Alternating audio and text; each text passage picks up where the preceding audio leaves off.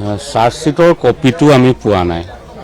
যিখিনি খবৰ পাইছোঁ সংবাদ মাধ্যমৰ জৰিয়তে পাইছোঁ, আৰু মই নাভাবোঁ যে সংবাদ মাধ্যমেও 2000 কিমান পৃষ্ঠাৰ এখন চাৰ্জশ্বিট দাখিল কৰাৰ লগে লগে অধ্যয়ন কৰিবলৈ পাইছে বা অধ্যয়ন কৰিব পাৰিছে। গতিকে মূল যিকেইটা কথা সন্মুখলৈ আহিছে সংবাদ মাধ্যমৰ জৰিয়তে, প্ৰথম কথাটো হ'ল যে কেইজনমানক জুবিনদাৰ হত্যাকাণ্ডৰ বা চক্ৰান্তমূলক হত্যাকাৰী হিচাপে দোষী সাব্যস্ত কৰা হৈছে চাৰ্জশ্বিটত, আৰু এজন সন্দীপন গাৰ্গ তেখেতক নেগলিজেঞ্চিৰ কাৰণে তেখেতক দোষী সাব্যস্ত কৰা হৈছে, আৰু দুজন তেখেতৰ যি দেহৰক্ষী আছিল অসমত আছিল তেওঁলোক দুজনক বিশ্বাস ভংগকাৰী হিচাপে দোষী সাব্যস্ত কৰা হৈছে। গতিকে যিকেইজন মানুহক আটক কৰা হৈছিলে বা যিকেইজন এতিয়াও জেলত আছে, কাৰাগাৰত আছে, আটাইকেইজনকে বিভিন্ন ধৰণে দোষী সাব্যস্ত কৰা হৈছে। মূল সিদ্ধাৰ্থ, শেখৰ, শ্যাম কানু মহন্ত আৰু অমৃত প্ৰভা, এই চাৰিগৰাকীক হত্যাকাণ্ডৰ লগত জড়িত বুলি চাৰ্জশ্বিটত উল্লেখ কৰা হৈছে, সেই ধাৰা লগোৱা হৈছে।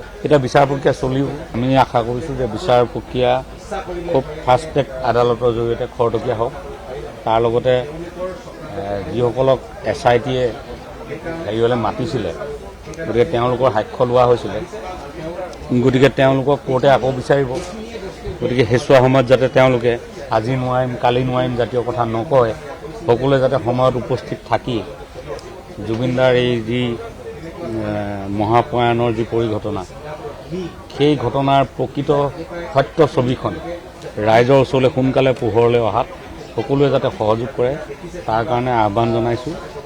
আৰু লগতে মই এটা কথা জনাব বিচাৰিছোঁ যে এই যিখিনি কথা আহিলে সন্মুখলৈ, এইখিনি খুব নতুন কথা নহয় যে SITত আজি আহিছে কাৰণে এইখিনি ইমান দিনে আজি 3 মাহে বিভিন্ন মানুহৰ কাৰোবাৰ ফেচবুকত হওক, নিউজৰ আলোচনাত হওক, মানুহৰ কাণলৈ এই কথাখিনি গৈছিলে।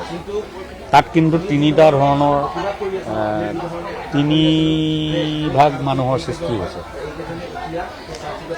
এভাগ মানুহ হ'ল যে যি ইতিমধ্যে এটা সিদ্ধান্ত লৈ পেলাইছে, মোটামুটি চাৰ্জশ্বিটত অহা ধৰণৰ এটাই সিদ্ধান্ত লৈছে যে এওঁলোকে হত্যা কৰিলে আৰু এওঁলোকক মেক্সিমাম পানিছমেণ্ট দিব লাগে। গতিকে তেওঁলোকে নিজাকৈ এটা জাজমেণ্ট লৈ পেলাইছে। আৰু এচাম মানুহ আছে যি এতিয়াও ভাবিছে যে এয়াই সত্য নহয়, প্ৰকৃত সত্যটো তেওঁলোকে নিজ চকুৰে চাব বিচাৰে।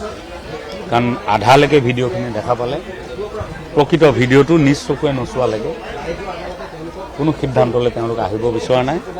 তেওঁলোকে SITৰ তদন্ত বা ন্যায়িক প্ৰক্ৰিয়াত কি হ'ব, এই আটাইবোৰ হৈ যোৱাৰ পিছতো কিন্তু তেওঁলোক তেতিয়াহে সন্তুষ্ট হ'ব যিদিনা নিজ চকুৰে সেই ভিডিঅ'টো প্ৰত্যক্ষ কৰিবলৈ পাব।